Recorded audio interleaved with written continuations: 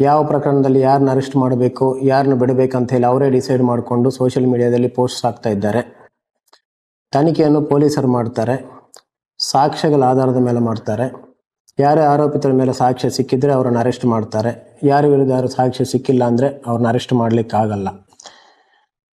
ಯಾರ ಹತ್ರ ಆದರೂ ಯಾವ ಕೇಸಲ್ಲಾದರೂ ಸಾಕ್ಷ್ಯ ಇದ್ದರೆ ಪೊಲೀಸ್ ಸ್ಟೇಷನ್ಗೆ ಬರ್ರಿ, ನಾವು ಆ ಸಾಕ್ಷ್ಯವನ್ನು ಪರಿಗಣಿಸ್ತೀವಿ.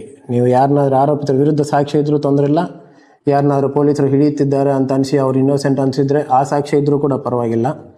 ಪ್ರತಿ ಸಾಕ್ಷ್ಯವನ್ನು ಕೂಡ ಪೊಲೀಸರು ಯಾವಾಗಲೂ ಪರಿಗಣಿಸ್ತಾರೆ. ಅದನ್ನು ಬಿಟ್ಟು ಸೋಷಿಯಲ್ ಮೀಡಿಯಾದಲ್ಲೇ ನೀವು ಇನ್ವೆಸ್ಟಿಗೇಷನು ಟ್ರಯಲ್ ಮಾಡೋಕ್ಕೆ ಹೋಗಿದರೆ ಅದು ಕೂಡ ಒಂದು ಅಪರಾಧ ಆಗುತ್ತೆ. ಅನ್ನೆಸರ್ಲಿ ನಿಮ್ಮ ವಿರುದ್ಧ ಕೂಡ ಪ್ರಕರಣ ದಾಖಲಾಗುತ್ತೆ. ಇದನ್ನು ಮಾಡದೆ ರೆಸ್ಪಾನ್ಸಿಬಲ್ ಸಿಟಿಸನ್ ಆಗಿರಿ. ನಿಜವಾಗ್ಲೂ ನಿಮ್ಮ ಹತ್ರ ಏನಾದರೂ ಸಾಕ್ಷ್ಯ ಇದ್ದರೆ ಪೊಲೀಸ್ ಸ್ಟೇಷನ್ಗೆ ಬರ್ರಿ, ನಮ್ಮ ಆಫೀಸಿಗೆ ಬರ್ರಿ. We are always ready to appreciate the evidence.